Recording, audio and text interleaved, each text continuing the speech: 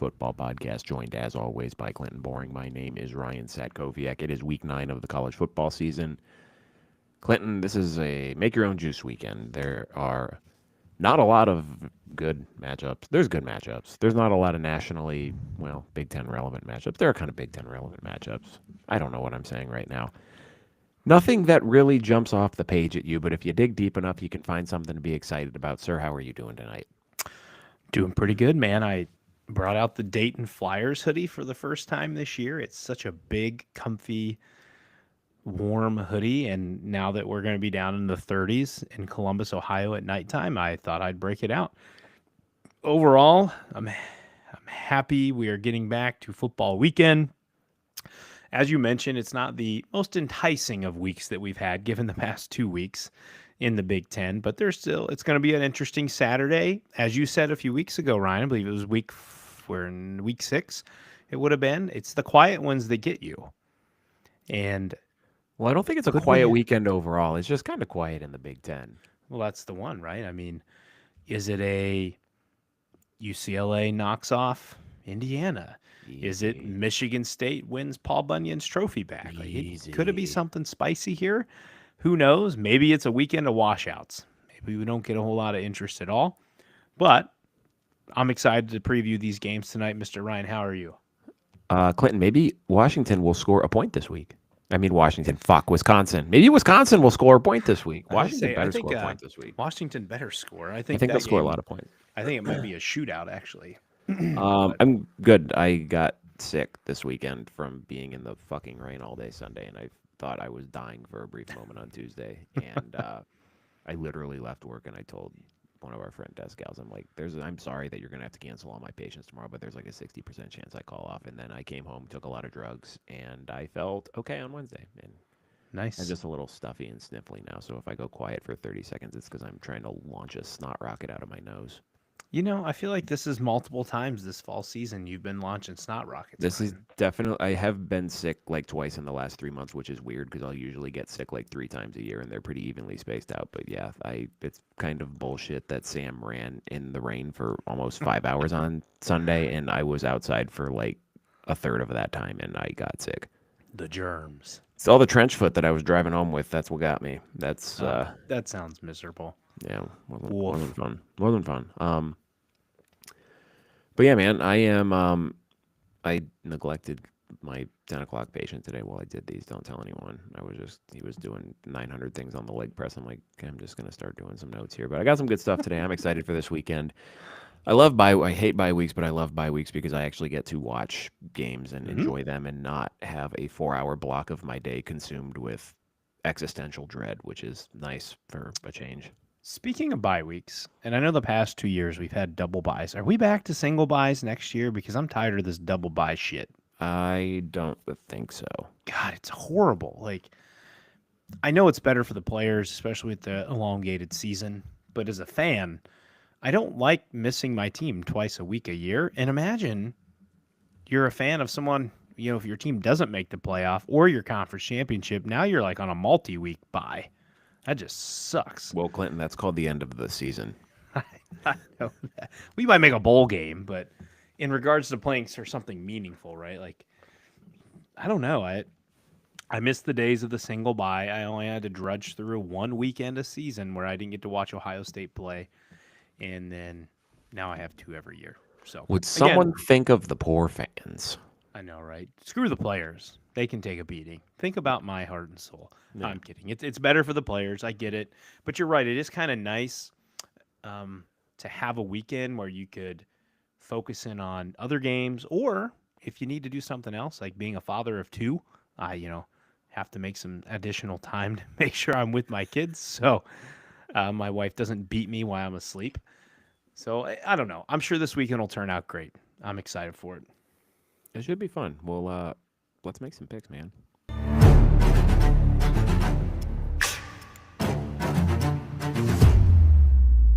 Are you ready? These are Inside the Pylons picks of the week. I think, Clinton, the most intriguing matchup this weekend, there's 2 ones that kind of have my eye for different reasons. And I wouldn't go ahead and say that there's significant like playoff national implications to these games. Playoffs. But I do think that, especially this first one, if there's going to be a fourth Big Ten playoff team this year, it's going to be one of these two teams. And maybe, well, we'll get to that one in a minute. Are you But talking about Northwestern? No, it could be Northwestern. But I didn't actually intend to break this up this way, but I kind of have these games organized by time slot because I just picked the two most interesting ones first. And they both happen to be at the 3:30 window, which sucks. But 3:30 Eastern Time on the Big Ten Network, Illinois heads west to take on Washington. The Huskies are a 3.5-point favorite in this one. Obviously, the big, well, maybe not the big storyline of this game, but the big thing to know for this one is Washington is a completely different team at home than they are on the road. And this feels like a big-time gut check game for Washington. The home game helps a ton, but I think this is a more explosive team in Illinois that they're facing, and probably a better one overall than the Michigan team that just bullied them. And I get that was on the road. I get it was a noon start for them, 9 a.m. body clock. But I don't know if we're calling this technically a playoff elimination game because, at least for Illinois, I don't know how serious their playoff candidacy at 10-2 will be. It's going to depend on a lot on what happens elsewhere in the sport.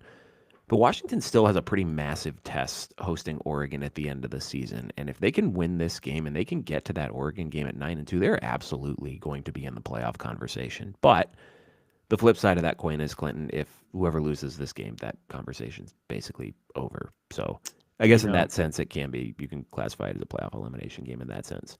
We missed a locked-on opportunity this week, Ryan. We should have contacted Sonny, and we should have gotten Roman. I don't know why I was going to call him Russell.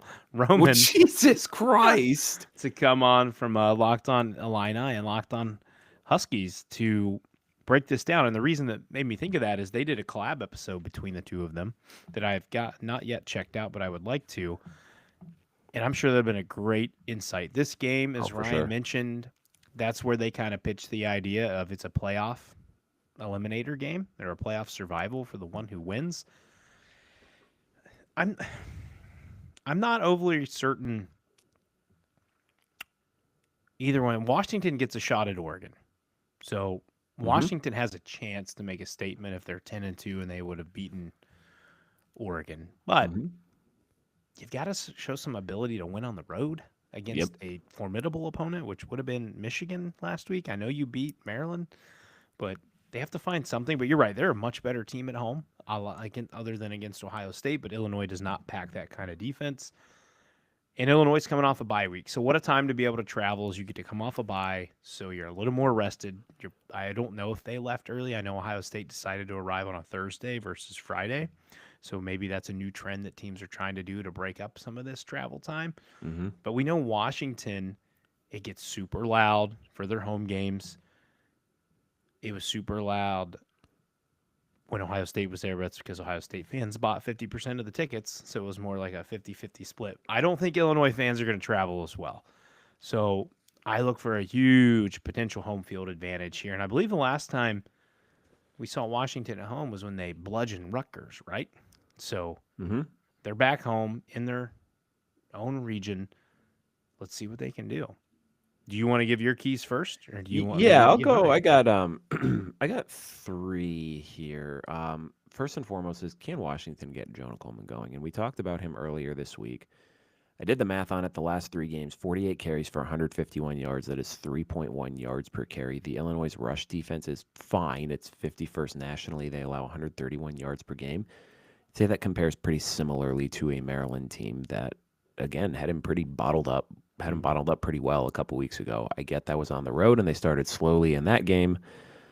But this run game has been kind of a problem with those slow starts. And why I think that's important in this one is because it's a fine Illinois defense. It's not one that statistically is blowing you away, but they're better defending the run than they are the pass. They're 74th in total defense, 95th in passing defense. How is that Illinois defense going to prioritize attacking a Washington offense that has shown explosive tendencies, but has been more or less shut down by the two best defenses they've faced this year in Ohio State and Michigan, and it was good against Maryland. It was merely good.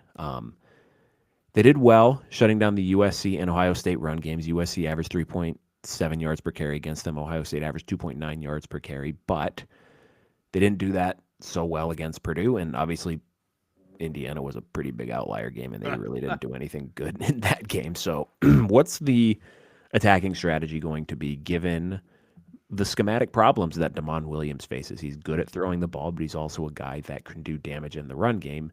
Is Washington even going to let him do damage in the run game? Because they didn't really do that against Michigan last week. And I'm curious to see what the Illini offense looks like in this one, because Washington has been susceptible to the pass this year. They're 90th in yards per game allowed, 234.5 yards per game. But more reasonably, they're 42nd in pass yards per attempt and 64th in pass efficiency defense.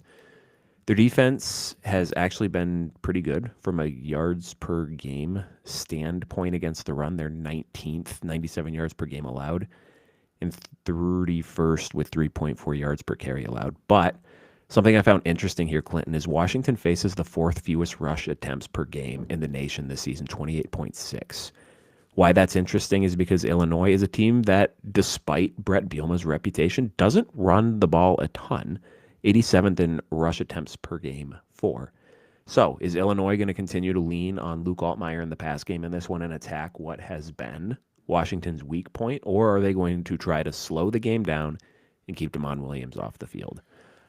Illinois is averaging only 84.3 yards per game on the ground in Big Ten play, though the big outliers there are 47 yards against Ohio State and 2 yards against Indiana. So those are, I don't know if they're against the keys necessarily, but those are just kind of things I'm looking for in this game, Clinton. What say you? Yeah, I kind of went a little more stat heavy this week as well. And just to piggyback off yours, my third point down here was the battle of the rushing. Illinois is 112th in the country for rushing yards a game, while Washington's D, as Ryan said, is 19th in the country at allowing 97 yards per game. If Illinois wants to be able to control the crowd, which is what we just said to start this off, is they have to have a run game. And the best way to keep the most electric playmaker on the field, and that being Damon Williams, you have to be able to control the line of scrimmage and move the ball on the ground. If Illinois struggles to run the ball in this game, it could be a very long night for the Illini defense, because they're going to be on the field a ton. Because if you can't run, you're now one-dimensional, which makes it much easier, even though you said passing against the Washington defense. But when they only have to focus on one thing, not as hard of a problem for you to defend. Then we look at third downs. There's a bit of a problem for Illinois on third down defense, as they rank 119th in third down defense this year, Ryan, allowing opponents to convert 45% of their third downs. Washington, on the flip side, their offense is 11th in the country on converting 52.5% of their third downs. So here we go again. If Illinois can't get off the field, you're going to have a really long night, because Damon Williams, Jonah Coleman, Denzel Boston, you name them, DeGraff, they're too dynamic for you on offense. You have to find a way to get off the field, or Washington's going to score buckets of loads of points on you. And then we look in the red zone. Illinois is 113th in the FBS in red zone defense. They're allowing opponents to score 91.7% of the time. Not great. When you have the ultimate trio of Coleman, Williams, and Boston, and then I guess technically you could call it a fearsome 4 because of Damon's legs if he wants to run versus passing, you got to be able to stop that. Well, it doesn't get any better for Illinois. When you look at Washington's offense, their red zone offense is ranked 38th in the country, scoring on 89.7% of their red zone trips. This is where it kind of takes me where I want to get my pick in this game. If Washington avoids the offense they had last week and against Ohio State, and again, those are against pretty stout defenses that I'm not sure Illinois has, I like Washington minus 3.5 in this game, and I think it's a shootout, probably in the neighborhood of like a 45-35 final, but I like the Washington Huskies to knock off the Illinois Fighting Illini at home and keep their dark horse playoff hopes alive. Yeah, this game feels to me like two teams who are kind of the same. It's teams that we expect to be good at running the ball who really haven't been that great at it consistently this year, but they have very good playmaking quarterbacks with just slightly different skill sets. Yeah. Neither team's that great at defending the pass, but statistically has been fine defending the run. But I'm with you. I'm going to take home field here with the slightly more dynamic QB with Washington. And again, Washington's been fantastic at home in Big Ten play. Their only loss being to Ohio State, which hard to fault them for that. And they held them to 24 points. For any Illini fans tune in, we love Altmyer. It's just when I look at those stats, if you can't stop someone on third down, that extends drives. If you can't prevent someone from scoring a touchdown when they're in the red zone, that doesn't spell well for you. Mm-hmm. And the fact you don't quite have the rushing game to prove that you can keep that Washington offense off the field. All three of those are pluses for Washington to me, which is what gave me my pick in this one. Also, 3:30 CBS, Minnesota at Iowa. The Hawkeyes an 8.5-point favorite in this one. Minnesota has taken a pretty notable step forward on defense the last 2 weeks. They held Dylan Raiola to his lowest yards total and lowest passer rating of the season, in addition to holding Nebraska to 60 sack-adjusted rush yards, but 36 total rush yards when you factor in the sacks. In comes Clinton and Iowa offense that is running well, but they still cannot pass. My concern is that Nebraska has been kind of up and down with their running game this year, and we're a week removed with this Minnesota team from playing Purdue that can also not run, running for 253 yards on 40 carries against this Minnesota game. And Minnesota only won that game because Ryan Brown couldn't stop turning the ball over. And say what you want about Iowa's offense, but they do well at taking care of the football. 6 turnovers in 7 games this season, and they do well at playing defense. So this feels like a tough matchup for Minnesota. I'm interested to see how this Minnesota line goes about kind of attacking this game because they're doing a lot better job getting after the quarterback. I think they're second in the Big Ten now, 23 sacks on the season, but 9 of them came last week against Nebraska. And Iowa's only allowed 9 on the season, which, again, they don't throw the ball a ton, but you also have a very mobile quarterback in Mark Gronowski. So given that there's not a lot of passing here, that's a way to potentially neutralize this Minnesota strength on defense. X factor, though, for me is Darius Taylor. He appears healthy, and when he's healthy, he showed what he can do last week. He was fantastic against Nebraska. Issue for Minnesota is Iowa's rush defense is 13th in the country, 92.4 yards per game allowed, which is much better than the 153 yards per game that Nebraska allows.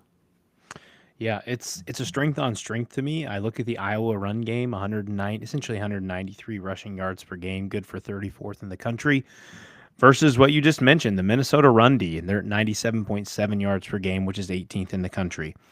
Iowa seems to have foregone passing the ball. They are ranked 132nd in the country, Ryan, with a measly 131.4 yards per game. They are very much leaning into running the ball and utilizing Gronowski's legs, which has been successful for them. They're starting to move the ball. They're starting to score. If you can't pass, then I guess just go with your strength. So Minnesota has to keep the consistency in the run D. They're going to have to make some plays. We know Kinnick is where dreams go to die. And if Minnesota's dreaming of a 10-2 season, they've got to find a way to pull this game out of their ass to get to the next week. If you also look at the red zone, we talked about this in the last game. The Iowa offense has a pretty good red zone advantage. Minnesota is 85th in the country in red zone defense. They're allowing their opponents to score almost 87% of the time when they enter there. Meanwhile, Iowa's red zone offense ranks 21st with an extremely efficient 93.5% of converting all red zone opportunities. So if Iowa finds a way to get inside your 20s, they're putting points on the board. Minnesota's defense is pretty damn good at letting you put those points on the board.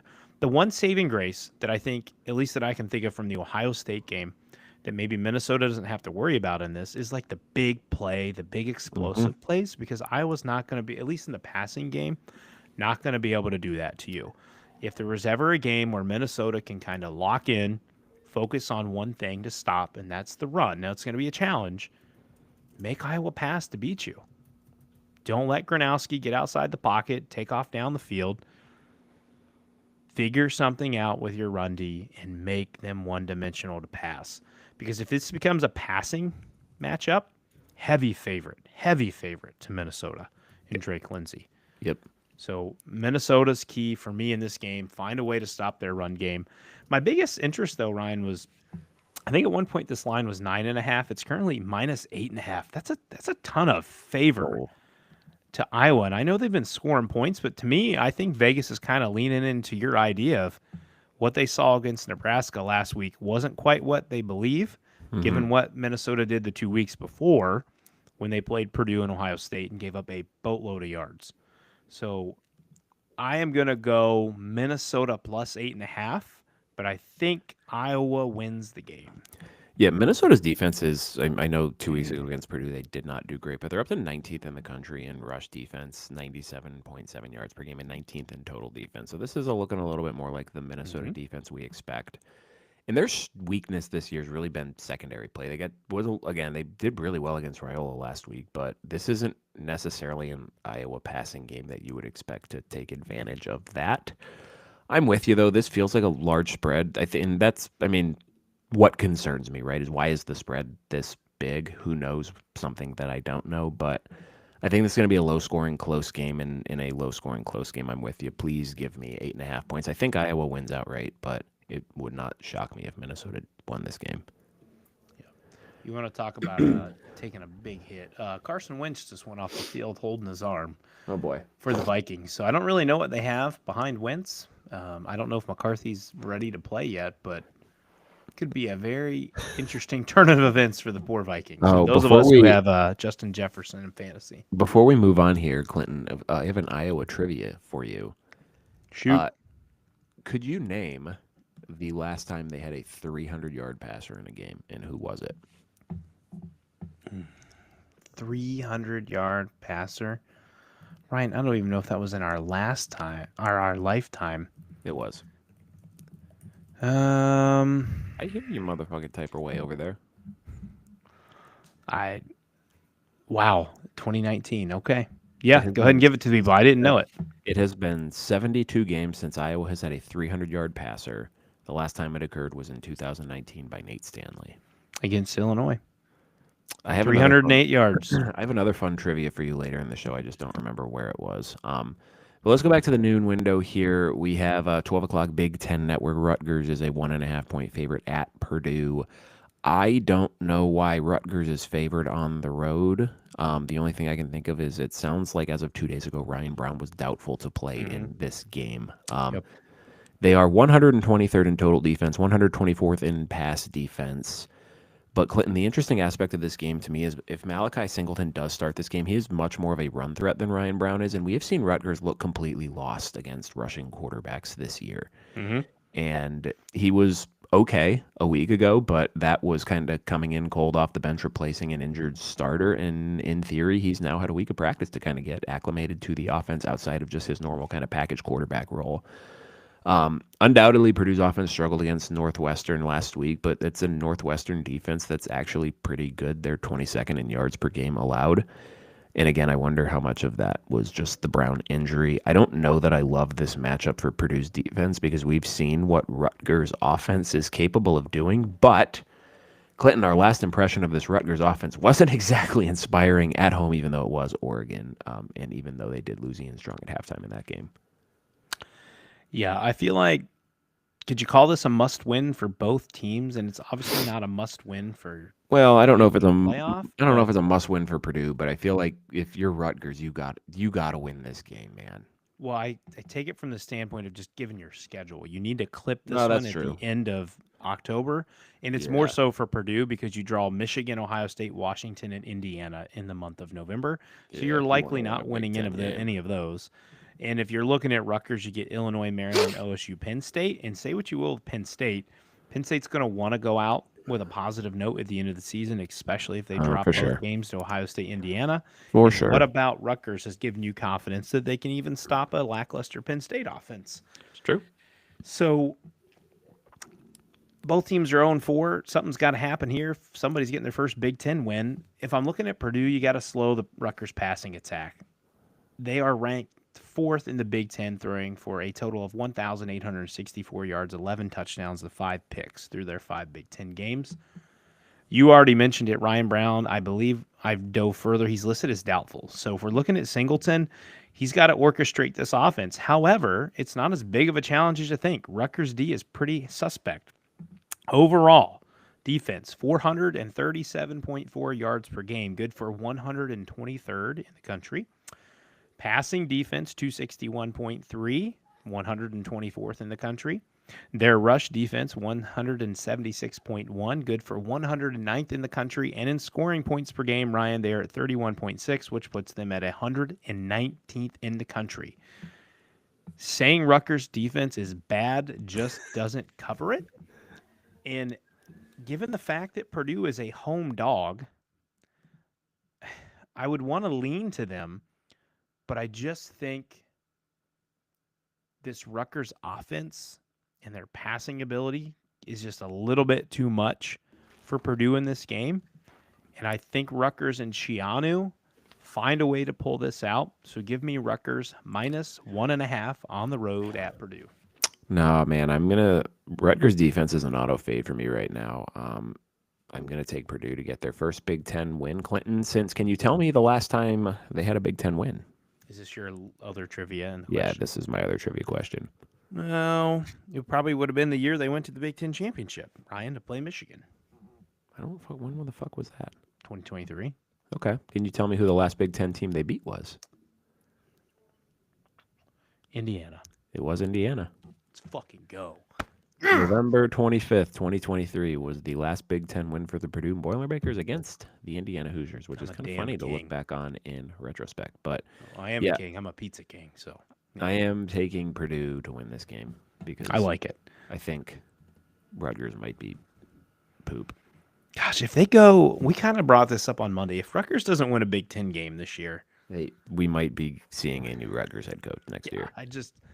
There was just too much talent on offense. Like, what the hell? Isn't Shianu's calling card defense too? Yeah. Like, what is going on, man? You finally get a product at Rutgers that is respectable on offense. After I feel like many, many years you watch this offense who couldn't score a lick. And now you got something, and now you don't have a defense to do anything. And the problem is you attack the portal to fix it, and it still isn't better. Yep. You call a spade at some point, Ryan, and it is what it is. So leopards don't change their spots. That's the truth. Also in the noon window, UCLA, the wagon at Indiana. The Hoosiers a 25.5-point favorite. The wagon. In 3 straight victories, Clinton, UCLA has exceeded 400 yards each time. It came against not terrible defenses. 22nd was Penn State, 53rd. I don't remember which one that was, and then 88th. 88th was probably Michigan State, so 53rd would have been the other one. But Indiana's 7th, so a much better level of defense here. The bigger issue for me is their defensive success came against offenses that are ranked 99th, 101st, and 108th in yards per game, and Indiana's 7th. So it's a pretty big step up for the UCLA defense in this one. It's it's a hard game for me to predict because, one, Indiana is really good, and this is a really big spread, but UCLA's been a lot better. They're really talented. I mean, not really talented, but they're a more talented team than they showed the first 4 weeks. They found a way to utilize the talent they have. Yes, but that team that they were the first 4 weeks of the season just kind of still hangs around in the back of your head a little bit. Body clock game for the Bruins again, that 9 a.m. local body clock time start. I think the bad thing for them, too, is they're getting Indiana a week after they kind of farted around for a quarter and a half on defense against Michigan State instead of like right after a big, like getting there. There's like not a letdown or a look ahead area for Indiana. And I think Signetti was probably pissed at them the way that they played on defense last week. So I'm just going to take IU to cover because we saw IU beat the shit out of them in Westwood last year. And I just think they're a lot better than UCLA. Indiana's ability to put points up in a hurry, it's like a winter storm, man. They can put inches on you Easy. Quickly. Easy. Very quickly. Easy. You're going the wrong way with this one. Anyways, UCLA's been a fun, a cute little story here for the past few weeks. That buck stops here. You're at Indiana. Maybe if you were at the Rose Bowl, I'd feel a little more confident about this. But I'm with you in the fact that I think Signetti probably chewed some asses after the game or at halftime of You're that giving them game. inches quickly, and you're chewing asses, Clinton. So, if I look at this, Indiana needs to start fast, put UCLA away early. The one way UCLA is going to want to win this game is you give them belief. That's what they had against Penn State. Penn State gave them a chance to believe, and they hung around and they won. Nico is a good quarterback. He's showing us this year he can be good because he's not playing with anywhere near the talent that he played with Tennessee. Yep. He's making plays for his team. He's putting his body on the line. Don't give them hope. The defensive line for Indiana needs to continue to get after Nico. Indiana has 26 sacks on the season. I believe they lead the Big Ten. And then UCLA has given up 16 sacks. So they are gettable on the offensive line. Now, two pieces for UCLA to win this game. You need to take smart and calculated risk. Look at the Penn State game when you surprised them with an early onside kick. I was reading that they did a whole ton of film study, and that was the one thing they saw they could throw in that would be able to get Penn State was their kickoff coverage. What can you find on Indiana's film that it's something that maybe you could take a calculated risk to try to expose them? The problem is, with how much of a clip Indiana's offense can score, you might have to take that calculated risk a little bit sooner rather than later. UCLA, you must play turnover-free football. Mm-hmm. Nico gave the ball away last week like it was an early Christmas surprise. 3 turnovers. It kept the game close against Maryland when it probably shouldn't have been. Even 1 turnover in this game is probably too much. You've almost got to play a perfect, clean game, both penalties and turnovers, to have a chance. It's a big spread, but Indiana's got the offense to cover it. Give me the Indiana Hoosiers minus 25.5. Also at noon, FS1 Northwestern looking for bowl eligibility at Nebraska. Nebraska, a 8.5-point favorite in this game. Kind of building off the earlier point about the Northwestern defense, they're 18th nationally in pass yards per game allowed, but 57th in rush defense per game, or rush yards per game allowed. Can Nebraska, which is not fantastic at running the ball, 104th nationally in rush yards per game, take advantage of that? That's my big question here. Northwestern does not do a great job of getting after the quarterback. They're actually tied with Nebraska in sack percent for this year. So 2 teams that don't rush the passer particularly well. And if Minnesota showed us anything last week, the way to beat Nebraska is hit their quarterback. Nebraska's rush defense is just okay, which I think could be the pressure point in this game because Northwestern is averaging 190 yards per game on the ground. They are very methodical and they are very good with their 2-headed monster in the backfield with Joseph Hyman and Caleb Komolafe. I think the key in this one, though, is if you're Nebraska, you're probably going to be able to make Northwestern pretty one-dimensional because their pass defense is still pretty good, and Preston Stone has not looked competent against competent pass defenses this year. He's only exceeded 165 yards passing twice. It was against Western Illinois and Louisiana Monroe.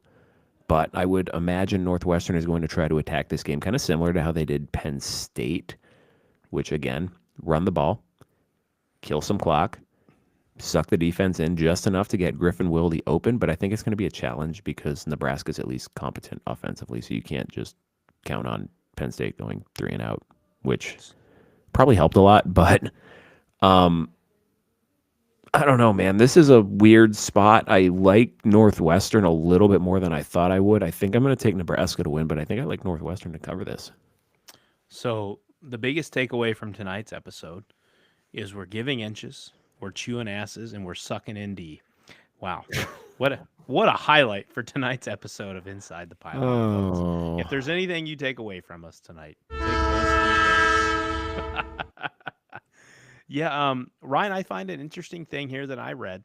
If Northwestern wins this game, they could potentially crack the top 25 for the first time since 2023. 6-2, man. They better.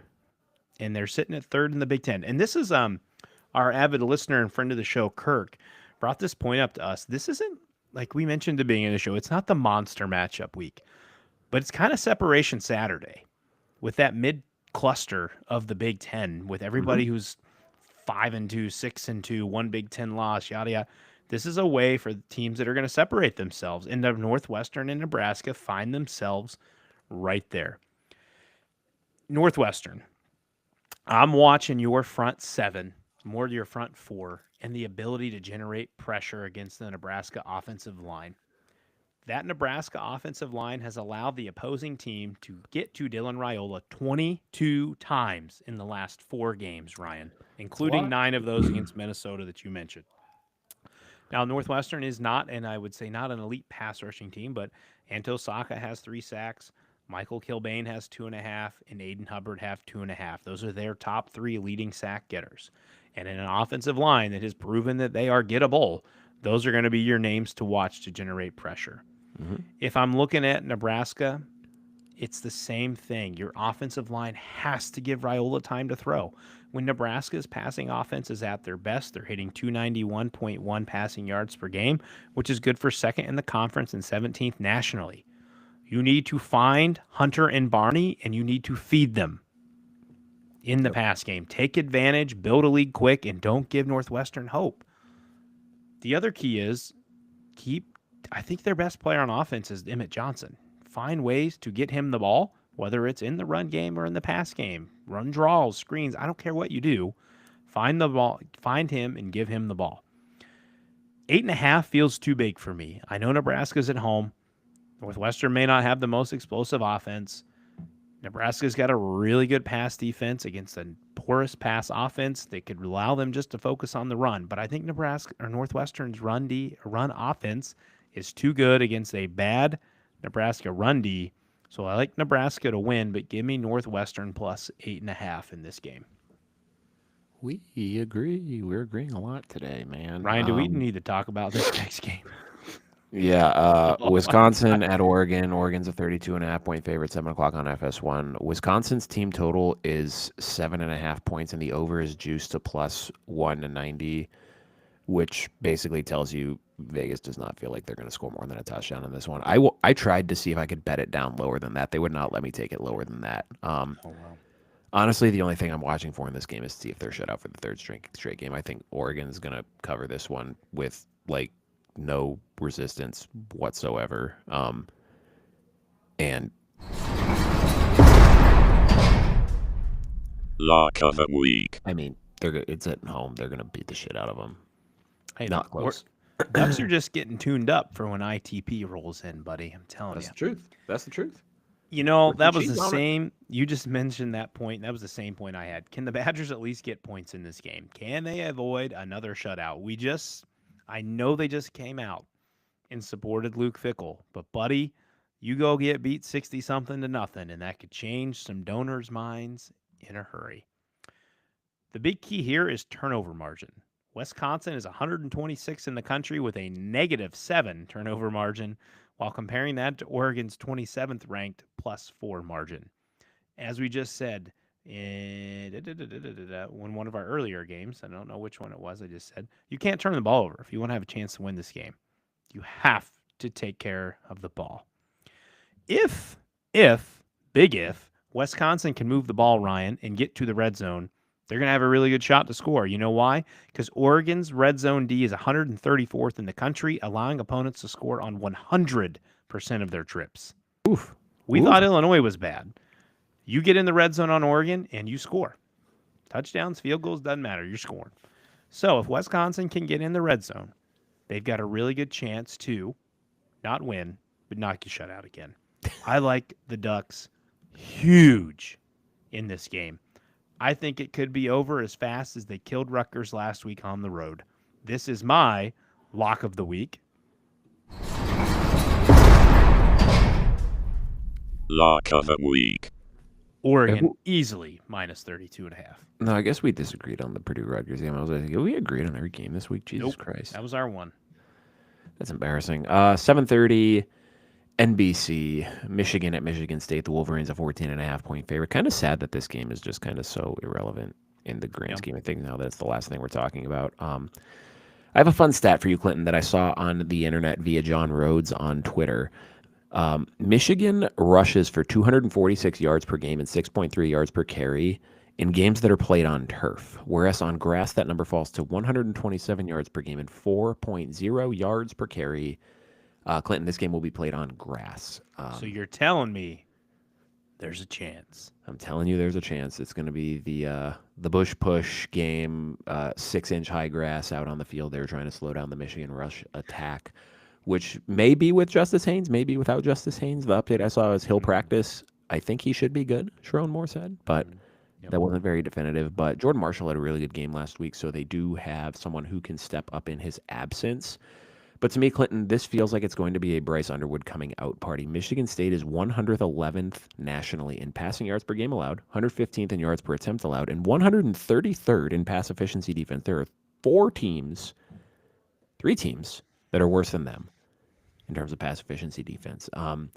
We've seen I wouldn't say coming alive, the Michigan passing offense, but Andrew Marsh has started to establish himself as a primary go-to target. He has 13 catches, 187 yards, and 2 touchdowns the last 2 weeks. I feel like this could be a big game for him, a big game for Bryce Underwood. Maybe this is the game where Donovan McCulley breaks his 3 catches for 38 yards trend and has another big game here. Other than being at home and I guess being on grass, I just don't know what excites me about Michigan State in this game.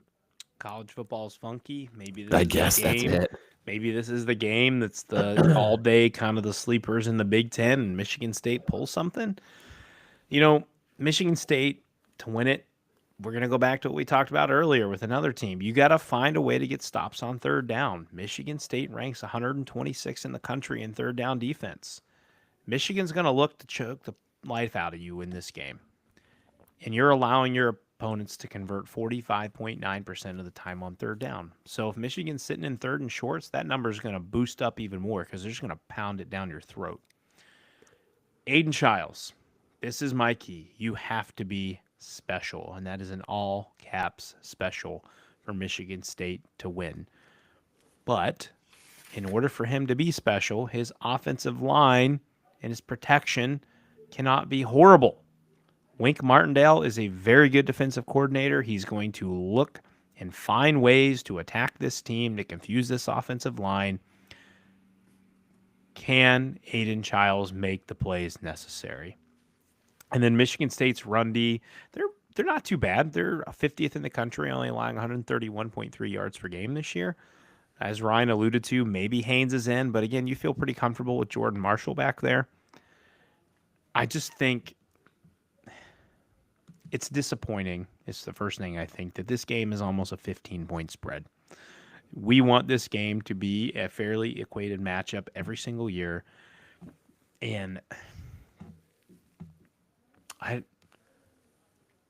just don't see how Michigan State finds enough to cover this spread here.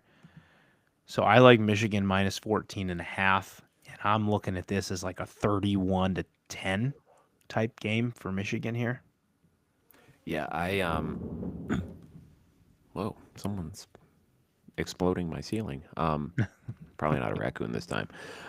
Yeah, I feel like I'm gonna agree with you and go Michigan as well. I am not gonna touch this with real money with a 10-foot pole because it feels like maybe it's a weird rivalry game where some funky shit happens, but I just don't trust Michigan State at all right now. If you're the coach, I want you to go in their shoes. What are you a fan of here? If you're Michigan State, you win the toss. What are you doing? You taking the rock, try to score early, or are you going to play defense? I mean, I'm always a defer guy because I like getting that possession out of half to try to do a 2-for-1. But my only thought is, you know, if you're Michigan State, again, and then the caveat to this is if you take your swing and you miss on the first drive, then it didn't really matter. But if you could jump on them early, 7-0, it might give you some boosted confidence that you need. But damn if you miss. You could be down 7-0 real quick. But I am typically with you. I'm a fan of deferring. I want the rock after the second half. I just don't know if I trust the Michigan State defense. So maybe they try to attack early, get an early lead, and see if they can pull off a shocker. Before we get to our Mac Minute, I have a couple of updates for you on some lines here. This is not going to change in ours, but just to give you some perspective here. Iowa's now a 9.5-point favorite on DraftKings, which is interesting. Washington's up to a 4-point favorite, so a little bit more on them. And Northwestern I guess Nebraska's down to a 7.5-point favorite, so a little bit coming in on Northwestern there. Yep. Interesting. I still don't have a Mac Minute sound. That's on me. I was dying the last 2 days. Yeah, I literally came home on Tuesday after work and I just slept. And Anyway. how dare you besmirch your OU Bobcats and not take them to cover last week? They kicked the living shit out of the Northern Illinois. Yeah, that's on me. That's on me. Well, they're playing it like 2 miles from me this weekend. I did not even realize that until Eastern? I put this together. Yeah, they're playing at Nice. Eastern. I actually don't know. Hold on. What's the weather going to be like? Maybe I'll just walk up and walk into the stadium. I'm sure tickets are like $5. Are you in Ypsilanti? Yeah. Nice. I can hear the stadium from my house. That's cool. Sunny and 50. I don't know if Sam would go with me. Not that I really care to go, but let's start with that one. Clinton, Ohio, a 12.5-point favorite at Eastern Michigan in my backyard here. I'm not going to make the same mistake twice. Give me the Bobcats. Tickets are as low as $14, by the way. You Wait, wait till they're game day, they'll be under 10. $14? I'm not paying $14 for that. I'd rather go get Chipotle. OU is going to kick the shit out of the Eastern Michigan Eagles. Give me OU. Bowling Green, a 7.5-point favorite at Kent State. I just don't trust BG's offense right now, and they did not look great against Central last week. I don't know if they win this game, but if you're going to give me 7.5 points against them, I'm going to take 7.5. I'm going to go opposite, and you can drive up to Kent for this one, Ryan, or down to Kent. It's only $8. Give me BG minus 7.5. It would cost me more to get to that game than it would to get into that game. Akron is at Buffalo. Buffalo is a 9.5-point favorite in this one. Just give me the Bulls. We'll see if they can keep this going here. I like the Bulls. I'm sticking with my MAC champion here. UMass is at Central Michigan. The Chippewas, a 15.5-point favorite. UMass isn't very good. Central looked pretty good last week, even though they kicked the shit out of me in our dynasty as a computer. That was super embarrassing. Give me the Chippewas. Hey, Ryan, why don't you drive over to Central? You can get tickets for as low as $30. That's actually kind of expensive for a MAC game, no lie. I'm kidding, right? Good for them. Central's going away in this game. Give me Central minus 15.5. This is going to be a good game here, Clinton. Western Michigan at Miami. The Broncos have been really good this year. The Redhawks are always pretty good. Miami, a 1.5-point favorite here. Give me Western for the upset. I also like Western for the upset and setting up Western and Buffalo to sit at the top of the MAC with the decided advantage. 2 more games here. Ball State at Northern Illinois. Northern Illinois, a 5.5-point favorite. I'm going to take them to cover this one. Yeah, I'm going to go with Ball State, keeping some momentum. Ball State plus 5.5. And then last one here, we have interesting game. Toledo at Washington State. Washington State, a 1.5-point favorite. Yeah, I agree. A strange non-conference game. Wait, they have Washington State? What site are you looking at? I don't know. I just looked at this afternoon. I got Washington State as 1.5-point favorite. Huh. This one here has ESPN has Toledo as a 1.5 favorite. Oh, well, I guess it's moving to Toledo then. So give me the Rockets. Yeah, I think I'm going to take Toledo in this game. Washington State is poo. I mean, they almost beat Ole Miss a couple weeks ago. Almost. I think Ole Miss was too busy looking ahead to Georgia. All right, let's finish, Clinton. Let's make some money. Let's make some money.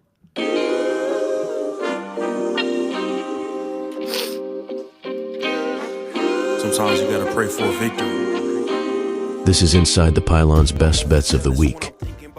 I've been praying for a lot of victories because the victories have not been coming as smoothly. New Mexico State screwed me last night. First one I'm going to go with here, I'm going to go Virginia. They're a 10.5-point favorite against North Carolina. North Carolina gets faded automatically because they stink. And Virginia's pretty good this year. I like Chandler Morris a lot. We already talked about the Oregon game. I'm taking the Ducks once I win my Chargers bet tonight. That's immediately going on Oregon. I also have under 44.5 in the Northwestern Nebraska game. I think that one's going to be a little lower scoring. Low possessions. Northwestern trying to shorten the game up a little bit. And then last one I have on here, I have Arkansas, a 2.5-point favorite against Auburn. Arkansas is going to get someone eventually. They have been close against Tennessee and Ole Miss and Texas A&M. Not so close against Notre Dame. Not that Auburn's good, but I think they're going to beat Auburn. I really like the Arkansas offense. Those are your best bets of the week. I'm going to give battle bets.